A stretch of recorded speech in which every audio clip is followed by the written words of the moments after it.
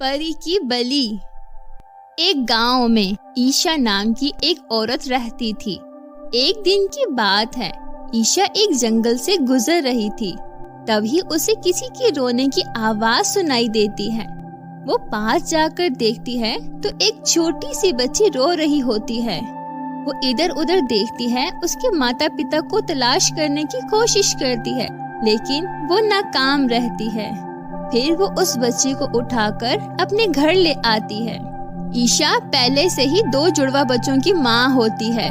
ईशा जिस बच्ची को जंगल से उठाकर लाती है वो लूना नाम की एक परी होती है, और ईशा की जो बेटी होती है उसका नाम माया होता है, और उसके बेटे का नाम अमित होता है। देखते ही देखते कुछ साल बीत जाते हैं। अब वो तीनों बड़े हो चुके थे। माया अपनी छोटी बहन लूना से बहुत जलती थी, जबकि अमित उसका बहुत ख्याल रखता था। एक दिन माया ने अपनी माँ से पूछा, माँ, ये गवार और बेकार परी हमारे घर पर कहाँ से आ गई? बेटी, अपनी बहन से अच्छे से बात करो।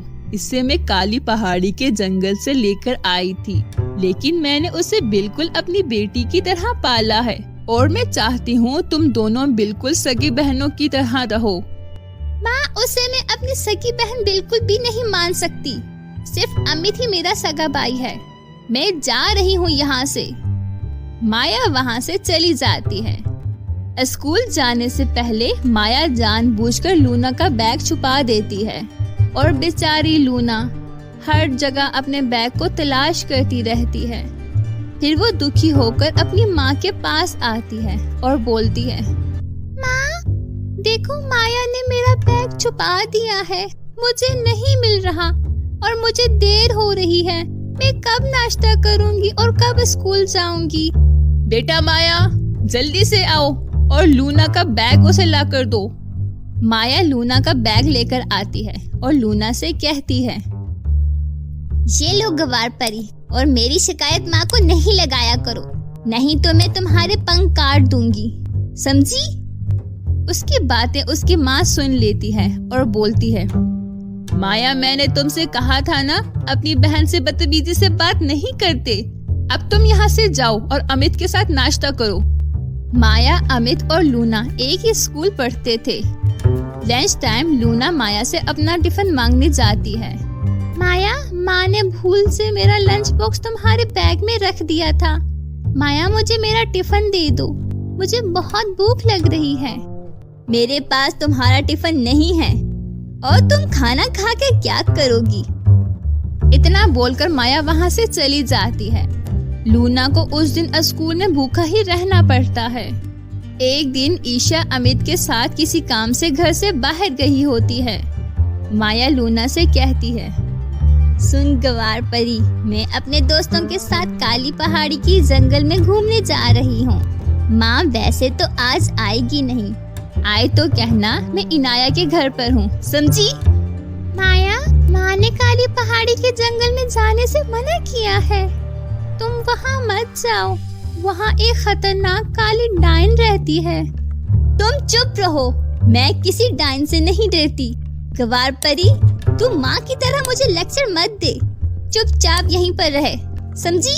और अपने काम से काम रख। माया लूना की बात नहीं मानती और वहाँ से चली जाती है और अपने दोस्तों के साथ जंगल में घूमने जाती है।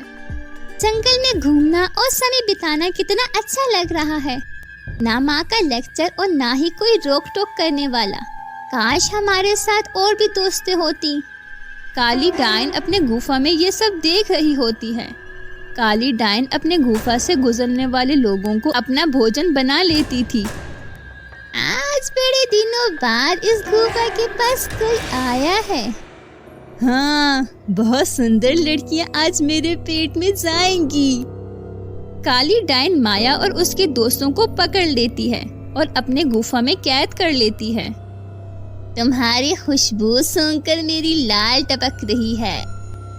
मैं जल्दी से तुम लोगों को अपना भोजन बना लेती हूँ। काली डायन माया और उसके दोस्तों को खाने ही वाली थी, तभी वहाँ लूना परी आ जाती है। काली चुड़ैल, मेरी बहन को छोड़ दे, वरना मैं तुम्हें जिंदा नहीं छोड़ूंगी। तू एक परी है। अच्छा हुआ जो यहाँ आ गई। आज मेरा वर्षों का सपना पूरा हो गया।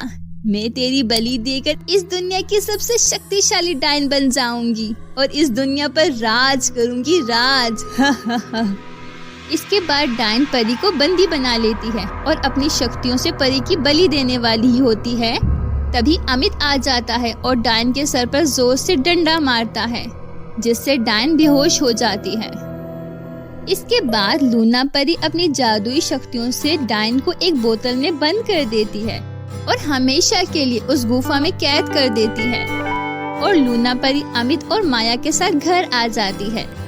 इस घटना के बाद माया लूना को अपनी सगी बहनों की तरह प्यार करने लगती है और तीनों बहन भाई साथ में हंसी खुशी रहने लगती है।